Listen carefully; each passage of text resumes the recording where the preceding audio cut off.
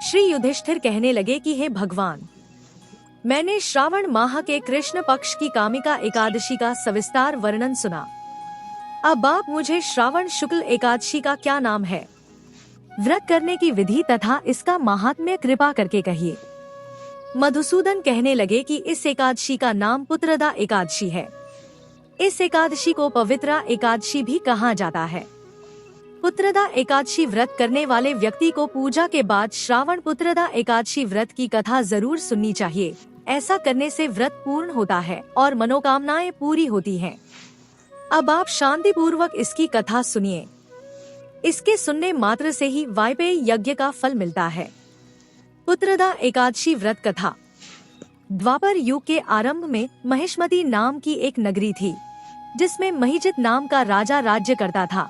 लेकिन पुत्रहीन होने के कारण राजा को राज्य सुखदायक नहीं लगता था।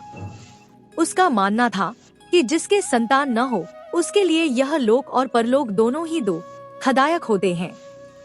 पुत्र सुख की प्राप्ति के लिए राजा ने अनेक उपाय किए, परंतु राजा को पुत्र की प्राप्ति नहीं हुई।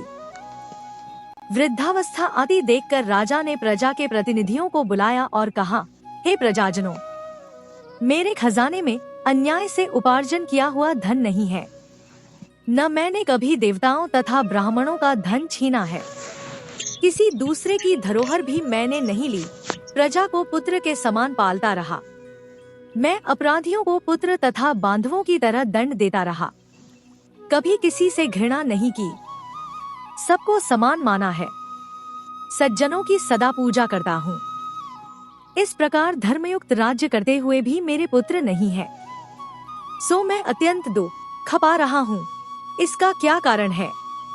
राजा महिजित की इस बात को विचारने के लिए मंत्री तथा प्रजा के प्रतिनिधि वन को गए। वहाँ बड़े बड़े ऋषिमुनियों के दर्शन किए। राजा की उत्तम कामना की पूर्ति के लिए किसी श्रेष्ठ तपस्वी मुनि को देखते फिरते रहे। एक आश्रम में उन्होंने एक अत्यंत वयोवृद्ध धर्म के ज्ञाता, बड़े तपस्वी, परमात्मा में मन लगाए हुए निराहार, जितेंद्रिय, जितात्मा, जितक्रोध, सनातन धर्म के गूढ़ तत्वों को जानने वाले, समस्त शास्त्रों के ज्ञाता महात्मा लोमश मुनि को देखा, जिनका कल्प के व्यतीत होने पर एक रोम गिरता था। सबने जाकर ऋषि को प्रणाम किया। उन लोगों को देखकर मुनि ने पूछा कि आप लोग किस कारण से आए हैं? निस्संदेह मैं आप लोगों का हित करूंगा। मेरा जन्म केवल दूसरों के उपकार के लिए हुआ है, इसमें संदेह मत करो। लोमश ऋषि के ऐसे वचन सुनकर सब लोग बोले, हे महर्षि, आप हमारी बात जानने में ब्रह्मा से भी अधिक समर्थ हैं। अतः आप हमारे इस संदेह को दूर कीजिए। महिष्मती पुरी का धर्मात्मा राजा महिजित प्रजा का पुत्र के समान पालन करता है, फिर भी वह पुत्रहीन होने के कारण दुखी है। उन लोगों ने आगे कहा कि हम लोग उसकी प्रजा हैं, अतः उसके दुख से हम भी दुखी हैं।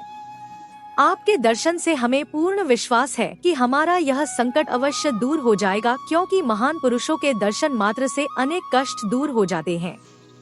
अब आप कृपा करके राजा के पुत्र होने का उपाय बतलाएं। यह वार्ता सुनकर ऋषि ने थोड़ी देर के लिए नेत्र बंद किए और राजा के पूर्व जन्म का वृत्तांत जानकर कहने लगे कि यह राजा पूर्व जन्म में एक निर्धन वैश्य था। निर्धन होने के कारण इसने कई बुरे कर्म किए। यह एक गांव से दूसरे गांव व्यापार करने जाया करता था। एक समय ज्येष्ठ मास के शुक्ल पक्ष की द्वादशी के दिन मध्याह्न के समय जबकि वह 2 दिन से भूखा प्यासा था, एक जलाशय पर जल पीने गया।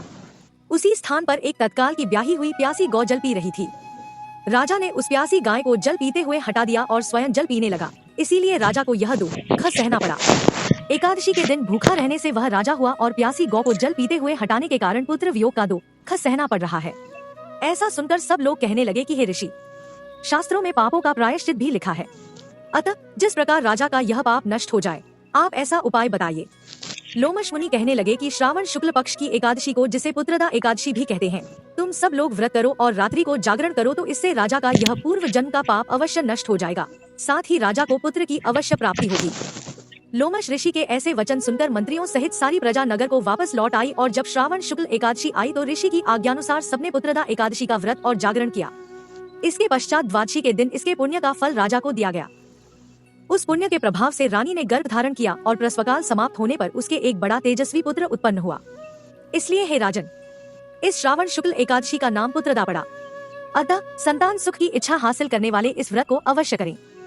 इसके महात्म्य को सुनने से मनुष्य सब पापों से मुक्त हो जाता है और इस लोक में संतान सुख भोग कर परलोक में स्वर्ग को प्राप्त होता है।